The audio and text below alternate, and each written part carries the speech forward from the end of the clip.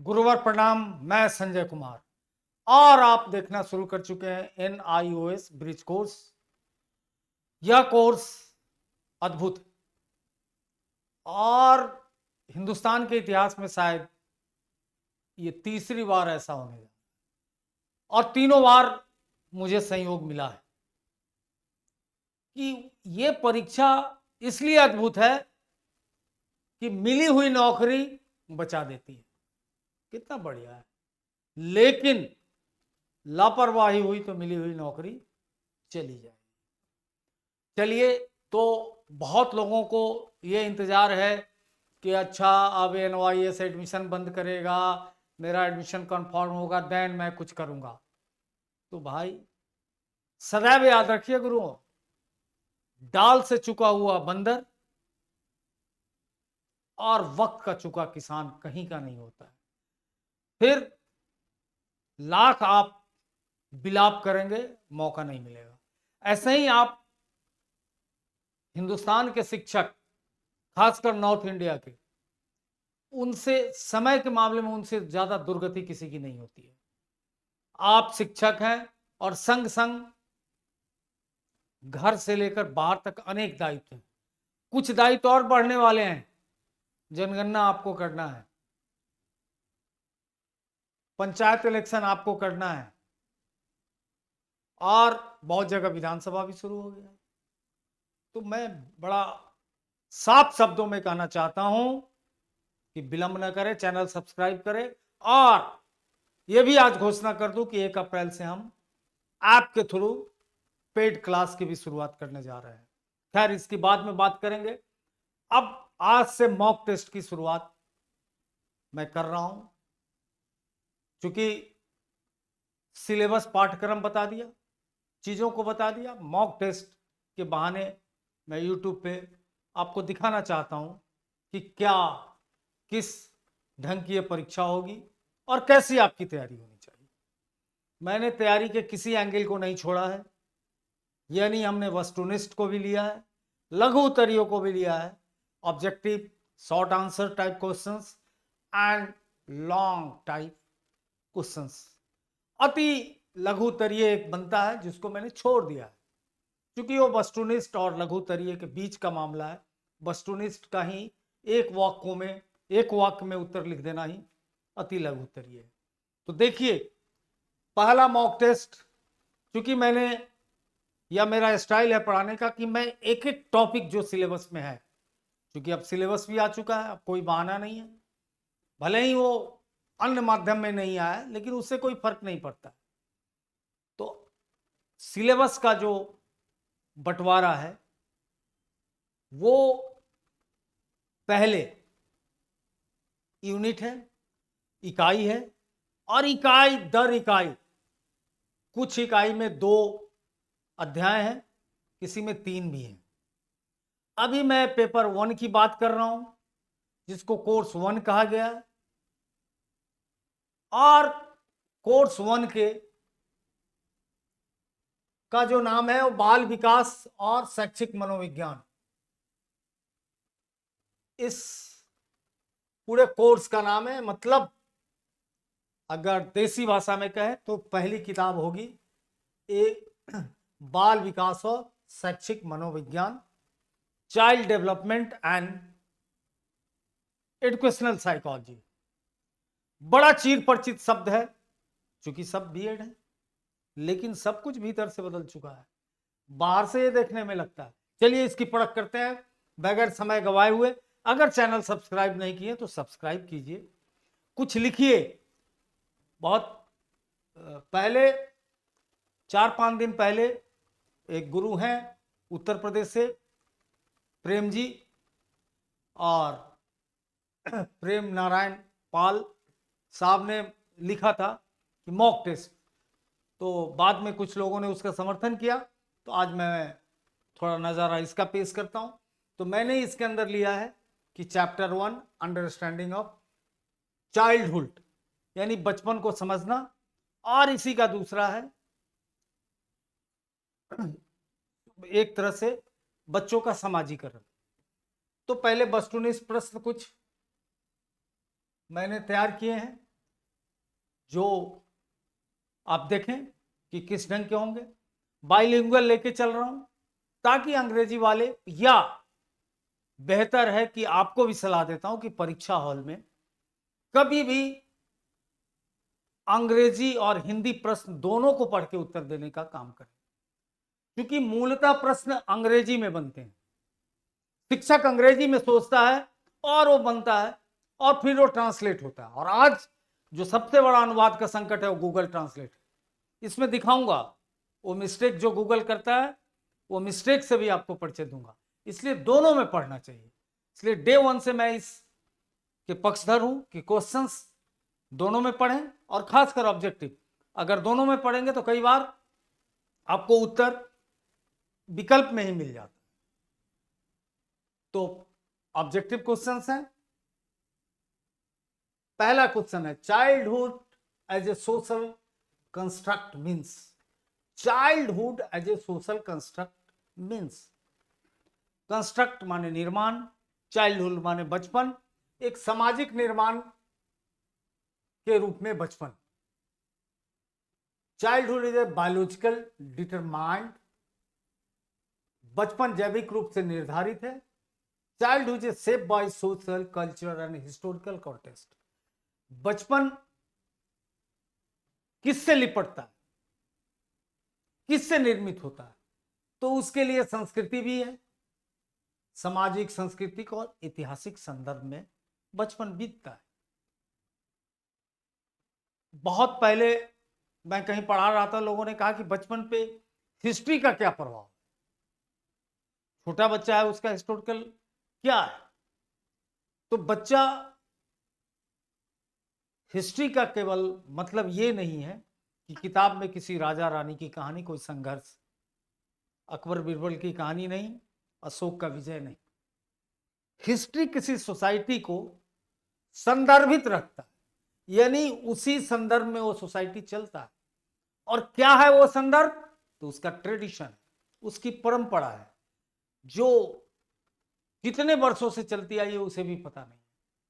तर्क विहीन होकर उसको ढोता है, एक कैरियर बनता है। बच्चा भी वही करता है, जो उसकी संस्कृति है, जो उससे जो उसका सामाजिक वातावरण निर्मित होता है, उस आवरण को सहज ही ढोता है। तीसरा है, all children experience childhood in the same way. सभी बच्चे अपने बचपन को एक ही रास्ते से महसूस करते हैं। अब सोचिए कि आपका बहुत बढ़िया सिलेबस है, पहला सिलेबस है जिसमें बात करता है, उसको अगर ढंग से आप पढ़ेंगे तो उसमें क्लियर बात है कि चाइल्डहुड सबका एक नहीं है। और उस पर भी हम चर्चा करेंगे कि भारत में अनेक प्रकार के बचपन हैं और विश्व में भी अनेक प्रकार के बचपन है। उस बचपन पे वैश्विक परिवेश का भी प्रभाव है। तो बचपन का भी स्ट्रैटिफिकेशन होता है, स्तरीकरण होता है, अलग अलग ढंग के बचपन है। उसके बाद childhood is only influenced by the individual development, मतलब इंडिविजुअल डेवलपमेंट, व्यक्तिगत विकास से चाइल्डहुड यानी बचपन प्रभावित होता है। तो अगर आपके पास कॉन्सेप्ट है तो बड़ा आसान इसका उत्तर है। फिर से एक बार इसको हिंदी में भी देखता हूं। बचपन एक सामाजिक निर्माण के रूप में का अर्थ है क्या। बचपन जैविक रूप से निर्धारित है। बचपन सामाजिक, सांस्कृतिक और ऐतिहासिक संदर्भों द्वारा आकार लिया जाता है। सभी बच्चे बचपन का एक ही तरीके से अनुभव करते हैं। बचपन केवल व्यक्तिगत विकास को से प्रभावित। तो जब ये चैप्टर में हम डिस्क्रिप्शन में बात करेंगे, क्लास करेंगे, आपको पढ़ाएंगे, तो बात करेंगे कि बचपन का निर्माण कहां होता है, तो बहुत आराम से समझ जाएंगे। इसलिए वस्तुनिष्ठ प्रश्न से घबराना नहीं चाहिए। अगर ठीक से पूरे पाठ्यक्रम को आपने ठीक से पढ़ा है तो इसकी औकात नहीं है कि आपको रोक दे। और इसका एक बहुत बड़ा फायदा है, अगर आपके भी परिचय में रहता है वस्तुनिष्ठ, मैं नहीं जानता हूं, लेकिन हम तैयारी अपना सब ढंग से कर रहे हैं कि ये क्या करेंगे। लेकिन एक बात बता दूं कि ये सबसे बड़ा सेफ्टी वॉल्व है। ये समय को बचा देता है और इसमें नंबर फिक्स हो जाता है। अगर 10 पूछ लिया, अगर 10 सही है तो 10 की गारंटी हो गई, नंबर कटते नहीं है। निबंध टाइप के क्वेश्चंस यानी जिसमें कुछ लिखना होता है उसमें कुछ नंबर कट जाते हैं, कुछ भाषा पे, कुछ हिज्जे पे, मतलब स्पेलिंग जिसको कहते हैं उस पे कटते हैं, इसमें नहीं कटते हैं। तो इस पढ़ने से बड़ा क्लियर है आंसर कि बचपन सामाजिक, सांस्कृतिक, ऐतिहासिक संदर्भों द्वारा आकार लेता है। अब आपके मन में एक सहज सवाल है कि भाई पहला क्यों नहीं होगा, बचपन जैविक रूप से निर्धारित है, ऐसा क्यों नहीं होगा? तो इसलिए नहीं होगा कि आदमी, एक कोई भी व्यक्ति, स्त्री पुरुष या थर्ड जेंडर, वो एक बायोलॉजिकल यूनिट के रूप में इस संसार में आता है, लेकिन वो बहुत जल्दी जन्म के साथ ही धीरे धीरे सोशलाइजेशन में आ जाता है, एक त्रिभुज से घिर जाता है। कौन सा त्रिभुज है जो उसको घेर लेता है? तो उसका परिवार, उसका समाज, उसका परिवेश, और ये इसी में वो डोलता घूमता फिरता बड़ा होता है। तो ये कतई बड़ा अतार्किक है, सामाजिक सांस्कृतिक सारी बातें हैं कि इसके द्वारा सेप अप होता है। तो ये सही लग रहा है बी, मतलब लग क्या रहा है, सही है। सभी बच्चे बचपन को एक ही तरीके से नहीं भाई, दिल्ली के बच्चे, मैं रोहिणी इलाके में रहता हूं, यहां का बचपन, यहां से कुछ दूर जाएंगे सो कॉल अनऑथराइज कॉलोनी, वहां के बच्चे, फिर यहां से थोड़ा और दक्षिण की ओर जाएं तो साउथ दिल्ली, वहां के बच्चे, अलग अलग परिवेश बदल गए, खान पान बदल गए, वेशभूषा बदल गया, इनकम बदल गया, आय बदल गए, तो विचार बदल गए, उसके जीने के इंस्ट्रूमेंट बदल गए, उसके खिलौने बदल गए, उसकी सोच बदल गई। बचपन में व्यक्तिगत विकास, केवल व्यक्तिगत विकास नहीं, एक छोटा सा पुर्जा है व्यक्तिगत विकास, इन सब के प्रभाव से व्यक्तिगत विकास होता है। Next, which theories emphasize that importance of play in child development? कौन से नीतिकार, सिद्धांतकार ने खेल के महत्व पे जोर दिया है? BF Skinner. जब मैं सबको पढ़ा दूंगा तो कितना भी टफ क्वेश्चन इसमें आएगा आप जवाब देंगे। लेव वायगोत्स्की, अल्बर्ट बंदूरा, लॉरेंस कोहेलबर्ग। तो खेल का महत्व सबसे ज्यादा कब होगा? जब बच्चे का सामाजिक विकास के संदर्भ में कोई बात करेगा। Child is output of social development, बच्चा सामाजिक विकास का ही उत्पाद है। और सोशल थ्योरी का फादर है लेव वायस्की। अगर इस चीज को मोरल संदर्भ में बात करें तो फिर इसका हो जाएगा लॉरेंस कोहेलबर्ग। फिर इसका बहुत साइकोलॉजिकल संदर्भ में बात करेंगे तो अल्बर्ट बंडूरा हो जाएगा। फिर इसका एक ट्रेडिशनल वे में बात करें, परंपरावादी दृष्टि से बात करें तो स्किनर हो जाएगा। तो सबके अलग अलग बड़े लंबे हैं, उसके निष्कर्ष एक छोटी सी टिप्पणी कर रहा हूं तो आपको वायस्की इसका आंसर होगा। कहां? वायस्की सोशल संदर्भ में बचपन को देखता है, और खेलना तो सोशल संदर्भ है, अकेले तो खेल नहीं कोई सकता है। तो बात कहां से कहां चली जाती है ऑब्जेक्टिव बनने में, यही चीज को ढूंढना होता है।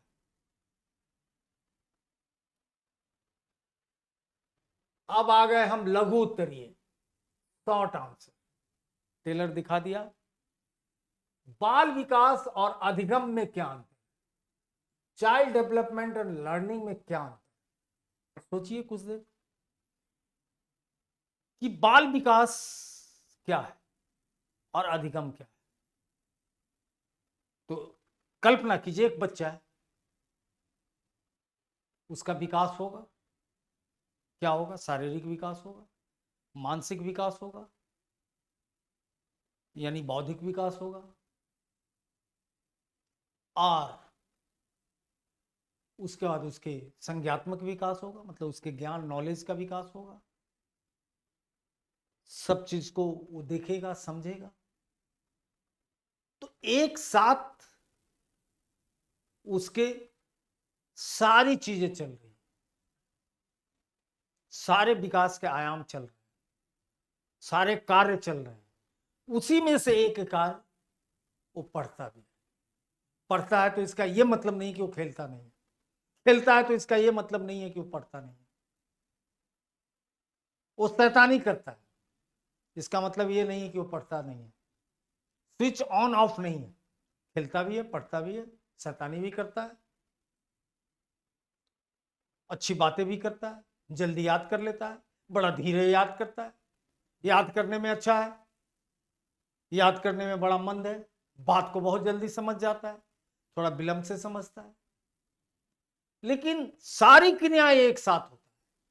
तो कहीं ना कहीं चाइल्ड विकास, बाल विकास एक समग्रता का बोध देता है, इंटीग्रेशन का बोध देता है कि सब चीज एक साथ चलता है। और उसमें एक काम है अधिगम भी, उससे बाहर नहीं है। बाल विकास से बाहर कोई अधिगम नहीं है। विकास का मतलब है कि उसका सब कुछ उसमें इंक्लूड कर गया। विकास एक बड़ा वृत्त है और उसके भीतर एक छोटा सा वृत्त के रूप में अधिगम रहता है। बस इतनी सी तो बात है इसमें। लोग परेशान, अरे बाल विकास अधिगम में अंतर पूछ रहा है, क्या हुआ। अरे बाल विकास में लिख दो ना विकास क्या होता है, अधिगम में लिख दो सीखता क्या है। बिल्कुल नहीं। ये डायग्राम अगर बना दिए किसी गुरु ने और इसको लिख दिया अधिगम और इसको बाल विकास और 2 लाइन भी लिख दिया, पूरा नंबर लूट लिया। आजकल जो ज्योग्राफी में ज्योग्राफर पढ़े होंगे, इकोनॉमिक्स वाले पढ़े होंगे, क्वांटिटिव रिवॉल्यूशन हिस्ट्री में भी हो चुका है।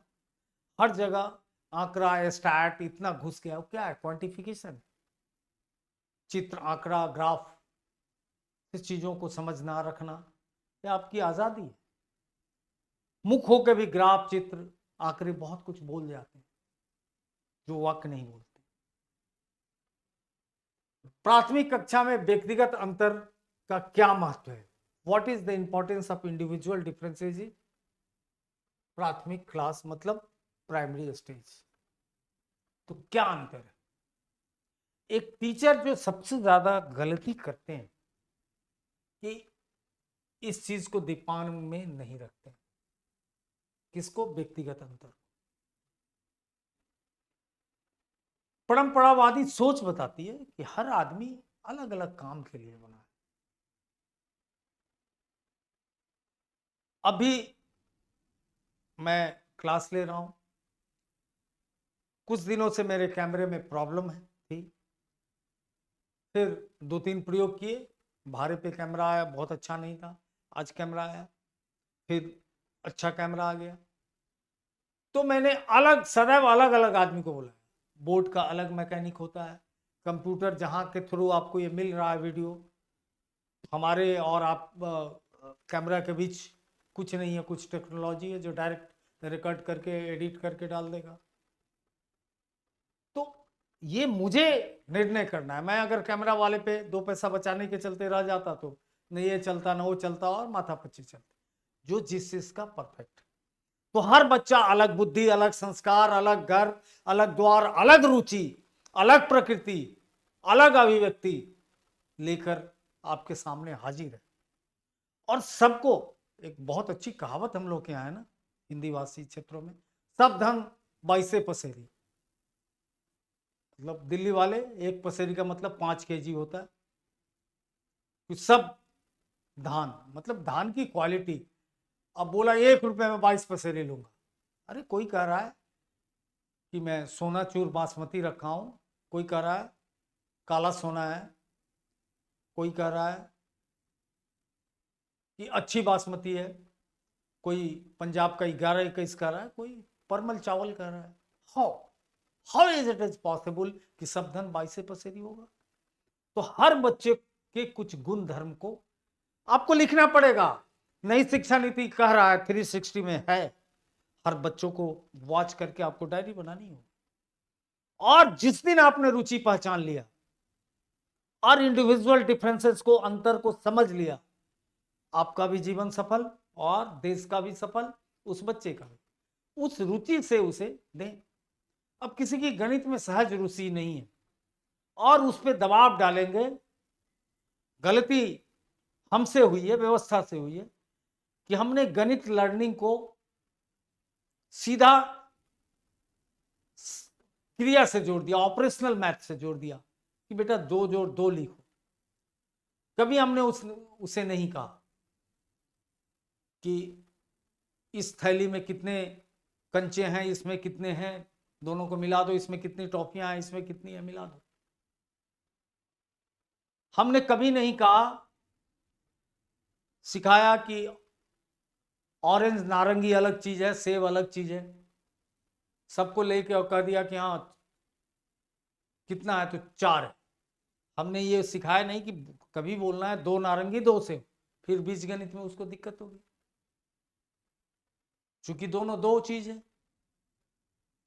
तो अभी एक और बात बता दूं, एक खुशखबरी आपको बता दूं कि बहुत सारे गुरु परेशान थे कि मैथ है सर, ये मैथ में बड़ी दिक्कत होगी। कुछ परेशान थे, हैं संस्कृत में दिक्कत होगी, एकाएक 2 लेना है, अंग्रेजी और संस्कृत में क्या ना। संस्कृत ही ले रहा हूं लेकिन बड़ा दिक्कत है। सबसे आसान अगर bridge course, NYS bridge course में कुछ है तो गणित है। सबसे सरल कुछ है तो संस्कृत है, और जो सबसे कठिन है वो आपको पता भी नहीं, उसको सबसे इजी आप समझ रहे हैं। जो सबसे कठिन है वो कुछ और है, वो मैं नहीं बताऊंगा क्योंकि मेरे लिए कुछ भी कठिन नहीं है और मैं वादा करता हूं कि 100% रिजल्ट दूंगा। आप आके तो आजमा के तो देखिए, रेगुलर क्लास करेंगे तो मैं दोनों, ऐसा नहीं है कि केवल ये थियोरेटिकल पार्ट पढ़ा के चल दिया, वंदे मातरम पकड़ लिया, नहीं, प्रैक्टिकल भी, चूंकि इक्वल इंपॉर्टेंस है। सबसे ज्यादा दिक्कत होने वाली है, सारे प्रोजेक्ट इतने बड़े बड़े लिखने हैं। अगर आपने स्टडी मटेरियल देखा होगा तो सबके चैप्टर, लास्ट जो चैप्टर है 9, 8 क्या है, वो सारे काम और डाइट सेंटर पे जाके करना है, स्कूल में करना है, जहां भी किसी को समझ में नहीं आया वो सब करा के दूंगा। सब कुछ क्लास वाले के लिए, सब कुछ इंटीग्रेटेड है, छोड़ूंगा नहीं जब तक पूरा ना हो। तो लेकिन लगना होगा, जिस रफ्तार से आप लग रहे हैं और एक दूसरे को बता नहीं रहे। सबसे बड़ी बात है कि ये प्रतियोगिता नहीं है, ये सहधर्मिता है। प्रतियोगिता और सहधर्मिता में अंतर है। अरे सबको गंगा स्नान कराएंगे, कुंभ ले जाएंगे, सबके पाप धुलेंगे और सब पुण्य को प्राप्त करेंगे। अधिक से अधिक लोगों को बताएं। और एक और बात बीच में याद आ गई कि मेरी रिसर्च टीम ने कहा कि सर थोड़ा सा यूट्यूब पे बहुत लोग कुछ बोलते हैं, 1 मिनट मैं कुछ वीडियो दिखा सकता हूँ। हमने कुछ सेकंड के लिए वीडियो को देखा, बहुत सारे हैं। मैं कहा कि भाई हमारे जो गुरु हैं इसको जीवन भर पढ़ाएंगे, उनको ये पढ़ाने आ गए। तो मैंने पीछे भी बताया था कि बाढ़ में तो मछली छानने के लिए कोई चला जाता है। हमारे गुरु ये गलती नहीं करेंगे, चूंकि आप नया DLED करने नहीं जा रहे हैं, या आप B.Ed करने नहीं जा रहे हैं, या BA नहीं करने जा रहे हैं, कि कोई भी आपको, खुद आप एक योग्य शिक्षक हैं, चीजों को समझते हैं, लेकिन गंभीर होइए, समय नहीं है। वीडियो मैं देखता हूं कि कई बार एकदम हम लगातार 14 वीडियो डाल चुके हैं बातचीत की, लेकिन सब पे वो व्यू नहीं मिल रहा है, सब लोग सब्सक्राइब नहीं कर रहे हैं। अब नहीं कर रहे हैं तो मेरी मजबूरी नहीं है, मुझे एक भी पैसेंजर मिलेगा गाड़ी लेके चला जाऊंगा, मुझे कोई दिक्कत नहीं है। क्लास 1 अप्रैल से चालू है तो चालू है, ऐप और एवरीथिंग इज नाउ रेडी। आप ऑफिस से बात करें और मैं जल्दी बताऊंगा घोषणा, फीस और तमाम चीजें। तो ये व्यक्तिगत है कि बच्चा, सबके अलग अलग सीखने के तरीके हैं, अलग अलग परिवेश है। जब बचपन अलग अलग है तो बच्चे भी वहां से अलग अलग आएंगे। तो बड़ा सिंपल है कि का क्या महत्व है, तो चूंकि सबके अलग अलग है इसलिए शिक्षक को उस महत्व पे विशेष जोर बल देना चाहिए। सपोज दैट कि कोई खुद आप ही के क्लब में कोई साइंस टीचर का बच्चा है आपके यहाँ, कोई इंग्लिश टीचर का है, कोई मैथ टीचर का है, कोई संस्कृत का है, तो आप देखेंगे कि जिस सब्जेक्ट के उसके पिताजी हैं उसके बेसिक उसके क्लियर होते हैं, क्योंकि बोलते हवा से वो सीख जाता है। या जो जिसकी माँ शिक्षिका होती है जिस विषय की, या प्रोफेसर होते, लेकिन दूसरे विषय में दिक्कत होती है और लोग उसको कह लेते हैं अरे संस्कृत का इसका गणित कैसे अच्छा होगा, क्योंकि तर्क हमने विकसित होने नहीं दिया। गलती हमारी प्राइमरी लेवल पे हुई, जो गलती अब नहीं करने देगा ये एनईपी 2020 और एनसीएफ। अब ठीक है कोई छूट जाए अलग बात है, लेकिन बहुत प्रयास किया गया, इसके लिए मैं साधुवाद देता हूं उस पॉलिसी को। अब लॉन्ग टाइम, यह विचार कि बचपन कोई एकल अनुभव नहीं है, बहुत इंपॉर्टेंट क्वेश्चन है, बहुत इंपॉर्टेंट, इससे ज्यादा मैं नहीं बोलूंगा। कि using suitable example discuss the idea that children is not a singular experience। यानी यह विचार कि बच्चा एकल अनुभव नहीं है बल्कि भारत में अनेक प्रकार के बचपन होते हैं, उपयुक्त उदाहरणों सहित चर्चा करें। अगर फर्स्ट चैप्टर में चाइल्डहुड में कोई क्वेश्चन सबसे ज्यादा महत्व रखता है, जिसको हम लोग भी आई बोलते हैं, वेरी वेरी इंपॉर्टेंट, तो ये रखता है, ये पूरे चैप्टर के कॉन्सेप्ट को क्लियर करता है।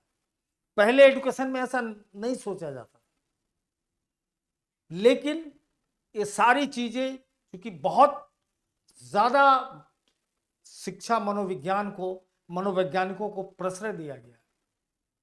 पहले हम ऐसा ही कोल्प को पढ़ के चल देते थे, लेकिन एक्सपेरिमेंटल लर्निंग को इतना लर्निंग थ्योरी में एक तरह से सबको खारिज किया गया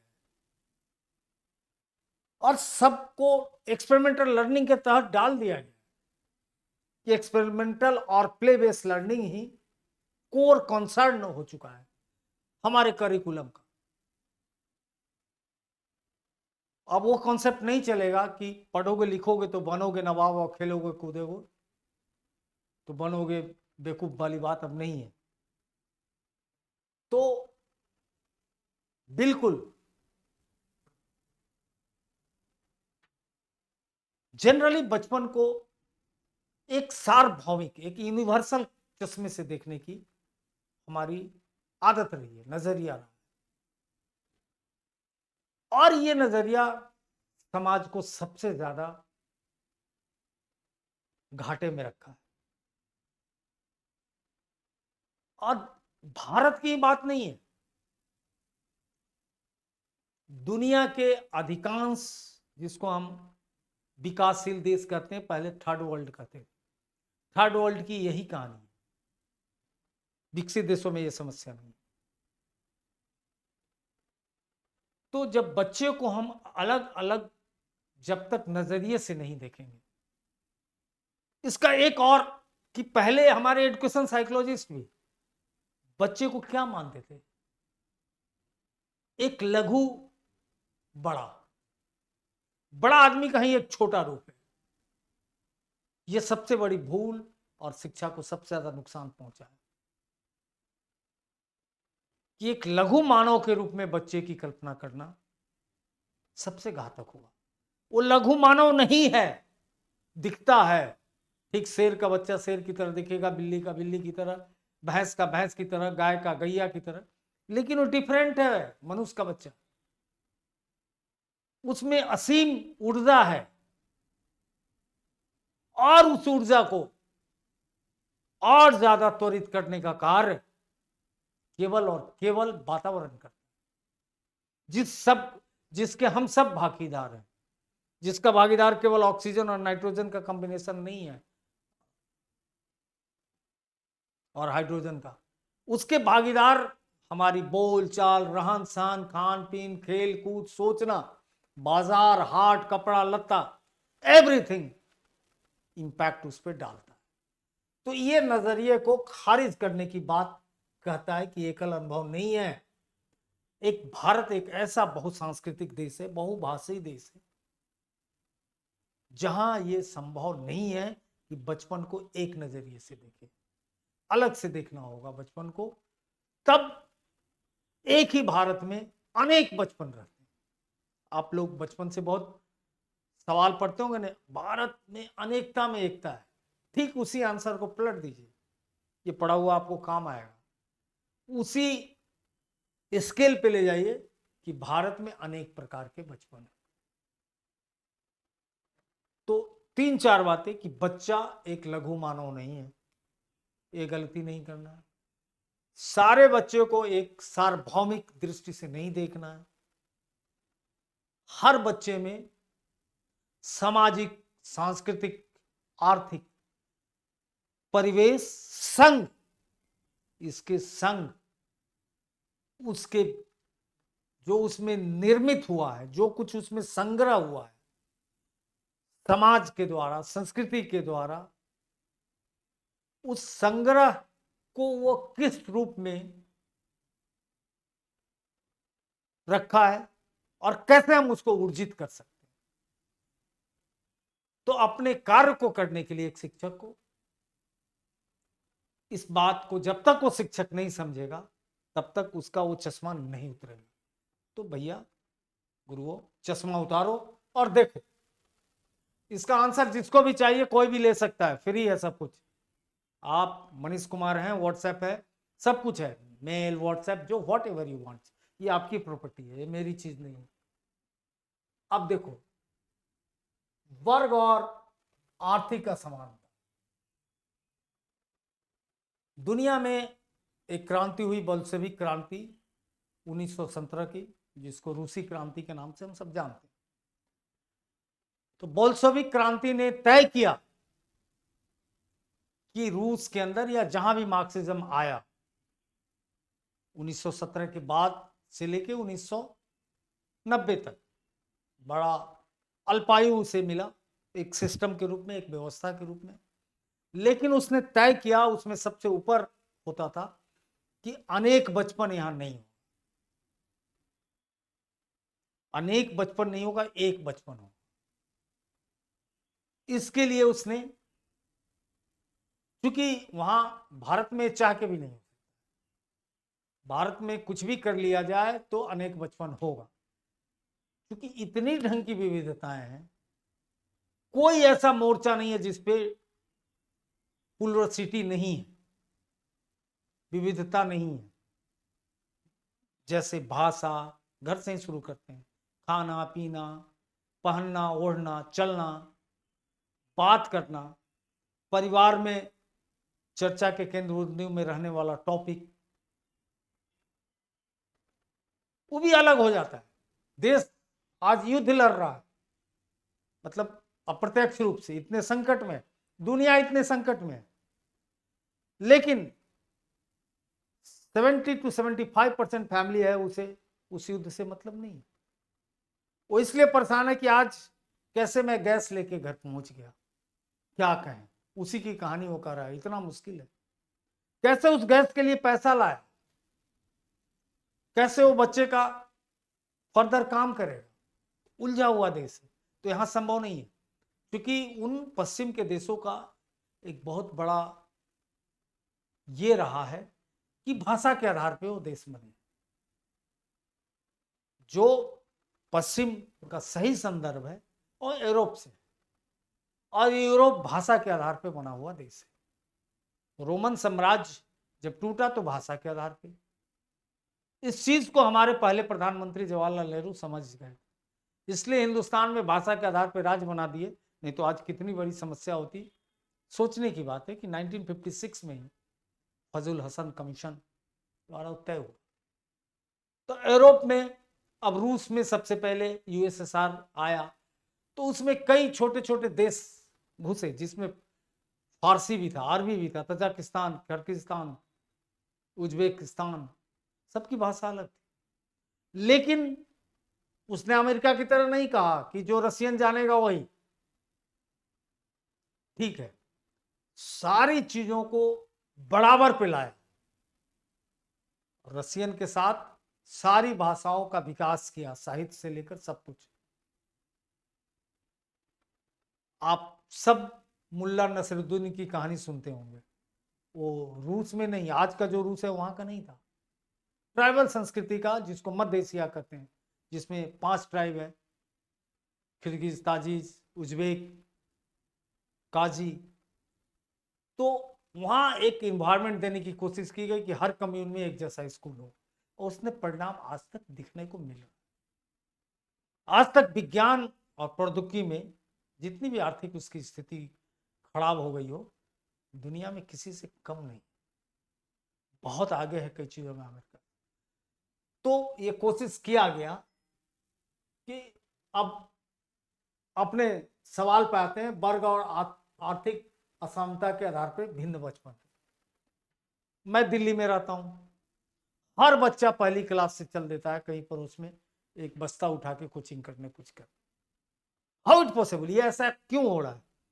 क्योंकि माँ के बाप के अंदर एक विजन आ गया, बच्चे के अंदर भी कोई विजन नहीं है, उसका खेलना छोड़ के चल दिए। अभी से होमवर्क नहीं घर पे बैठ के कर पा रहा है, माँ नहीं करा रही है, कोई करा देगा बदले में।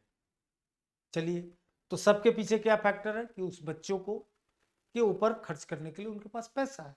गांव में संभव नहीं कि पहली क्लास के बच्चे को मैं गांव में ट्यूशन पढ़ते नहीं देख।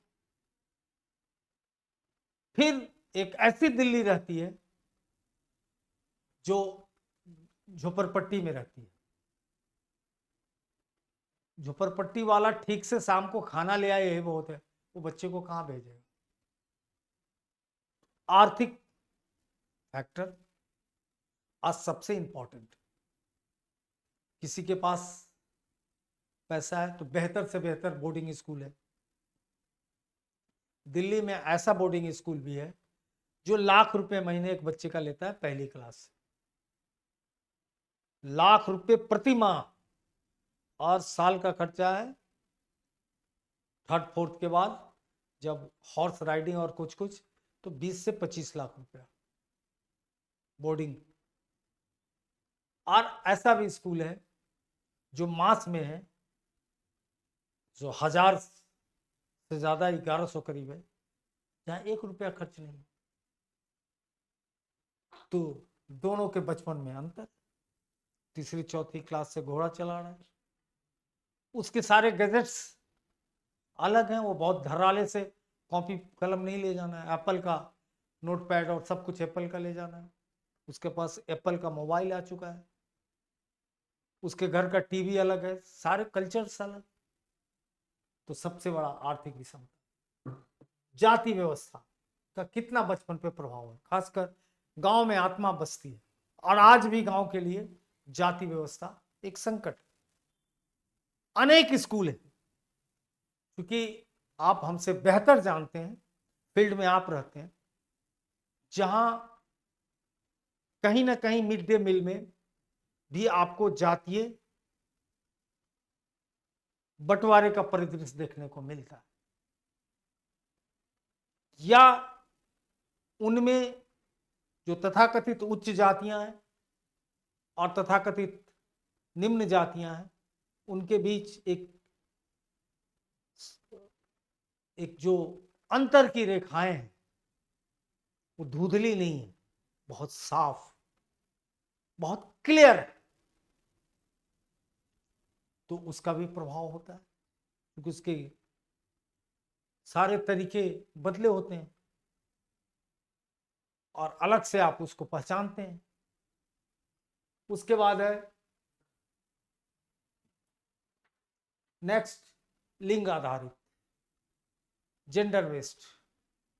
अच्छा, एक बात मैं आपको क्लियर कर दूं कि कभी भी लिंग को सेक्स से नहीं जोड़ना है। पहले आता था ना मेल है कि फीमेल है। Gender is a different things. Gender पीछे भी बताऊं एक सोच है। जेंडर कभी भी सेक्स को डिटरमाइन नहीं करता। देखने में लड़की की तरह कोई लग सकता है, लेकिन उसकी सोच पुरुष की तरह होगी पूरी। कोई लड़के की तरह लग सकता है, लेकिन उसकी सोच लड़की की तरह हो सकती है। दोनों से अलग हो सकता है। तो ये मुगालते में न रहे। यहां जो मैं जेंडर की बात कर रहा हूं, मूलतः आज के युग में कुछ हद तक ये गलत है मेरी बात, लेकिन समझने के लिए कि यहां लिंग का मतलब है सेक्स, यानी लड़की और लड़के की शिक्षा में आज भी ग्रामीण परिवेश में शहरी स्थिति ठीक, मध्यम वर्ग की, निम्न वर्ग की नहीं ठीक। कि आज भी लड़कियों की ड्यूटी क्या है कि जितना अर्ली, जल्दी से जल्दी उसके घर के कार्यों में लगा दिया जाता है। अगर घर में कोई बच्चा है उसे वो केयर करती है, घर में खाना पीना में लग जाती है जल्दी से जल्दी। अगर माँ पिताजी मजदूरी कर रहे हैं तो खाना पीना भी देख लेती है वो। जल्दी से जल्दी किशोरावस्था में उसकी शादी विवाह की भी बात चलने लगती है। बहुत हो गया कि वो 18 साल की होती है। क्योंकि बहुत सारी जातियों में लगता है कि यार ये शादी होने में दिक्कत हो जाएगी, एज बढ़ रहा है। तो उस सब का परिवेश का बचपन पर असर पड़ेगा, उसके सोचने में, समझने में। जो अच्छी चीज है उसके पास अगर भाई है उसके लिए रख दिया जाता है, वो बच्ची खुद रखती है कि भाई के लिए उसको खिलाऊंगा, बाबू को खिलाऊंगा। बहुत आंख से रोना आता है। तो वो बचपन एक अलग बचपन है। शहरी और ग्रामीण बचपन में कितना अंतर है। शहर का बच्चा जितना स्मार्ट बाहरी दुनिया से हो जाता है, 2 मिनट के अंदर चैनल किस चैनल पे क्या रहा है पूरी कहानी उसको पता है। 2 मिनट में मोबाइल को सेट कर देगा। छोटा छोटा बच्चा, उसे सेकंड लगता है मोबाइल को चलाने में। गांव के बच्चा ने देखा नहीं, और हद से हद देखा बटन वाला फोन देखा। इतना फास्ट गेम खेलने लगता है। अरे 2 मिनट गेम, जरा अंकल फोन तो देना, दिए कि वो कांड कर रहा है। तो ये एक अलग यहाँ पे आपको बचपन दिखता है।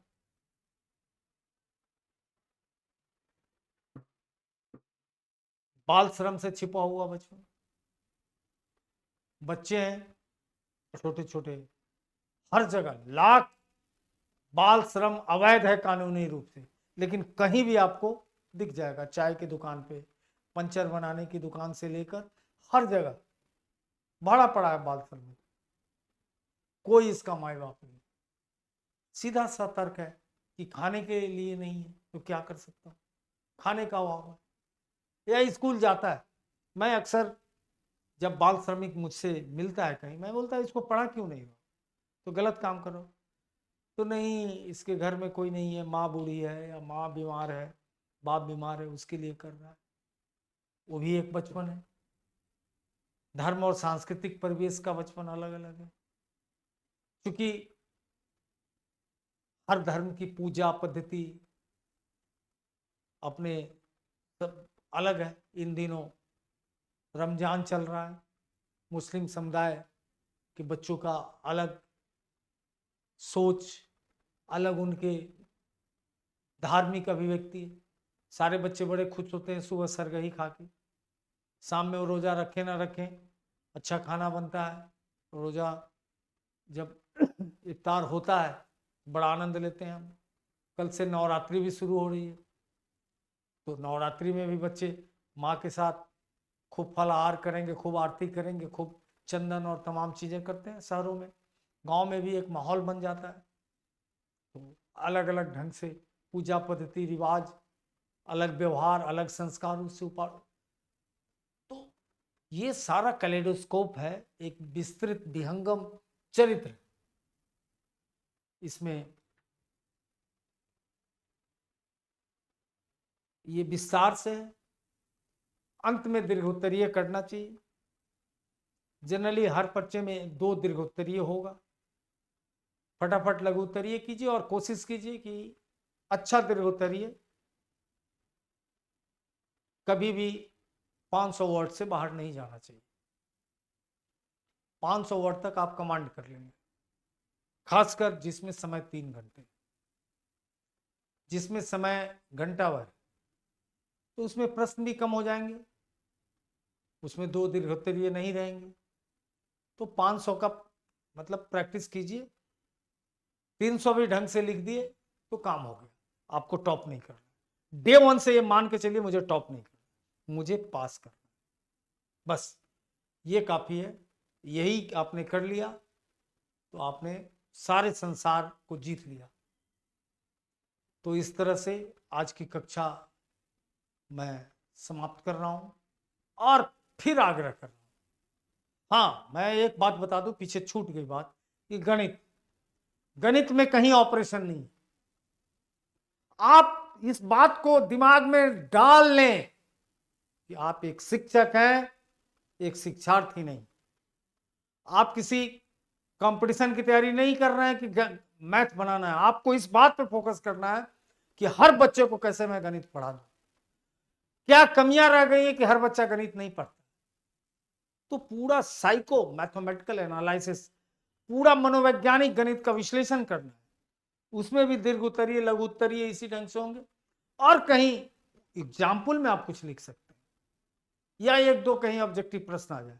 आपके गणित के ऑपरेशन मतलब करने का तरीका, मैथ सॉल्व हल करने का तरीके पर मत जाइए, वरना सारे गुरु बहुत संकट में पड़ जाओगे। वही मैं यूट्यूब की बात में भूल गया, वही देख रहा था, कोई गणित सिखा रहा है, कोई संस्कृत को ऐसे कर रहा है, तो हंसी आती है। और सब कुछ मिलेगा, कहीं जाने की जरूरत नहीं है, नोट्स सारे मिलेंगे। इस पैटर्न के अनेक मॉक टेस्ट, हर यूनिट पर टेस्ट, कोई ऐसा यूनिट नहीं है जिसका इस फॉर्मेट में मॉक टेस्ट नहीं मिलेगा। पूरा पढ़ाऊंगा, लगभग 60 दिन संडे को काट देंगे तो केवल क्लास चलेगी। 2 महीने केवल प्रैक्टिस, 4 महीने, और 2 महीने धुनाधार मॉक टेस्ट। धरती पे कोई और सब साथ के साथ डे 1 से वो भी चालू करूंगा, प्रैक्टिकल का भी, चूंकि बराबर है, बराबर वेटेज है 250-250, वो भी डे 1 से स्टार्ट हो जाएगा। तो 5 महीने में कड़ा के 1 महीना दिन रात मॉक टेस्ट, प्रॉब्लम सॉल्व, आपके सवाल। 6 महीने का ये पैकेज रहेगा। मैं तब तक चैन नहीं लूंगा जब तक आप सब एक साथ नहीं कहेंगे कि अब बहुत हो गया, जब तक कॉन्फिडेंस नहीं आएगा। ये मेरी ड्यूटी है, आपकी नहीं। आप बस साथ देते रहो और सब्सक्राइब करो, लोगों को बताओ गुरुवर, क्योंकि आप सबसे दोहरा तेरा अनुभव लेके मैं आया हूं और बहुत गंभीर हो गया। जय हिंद,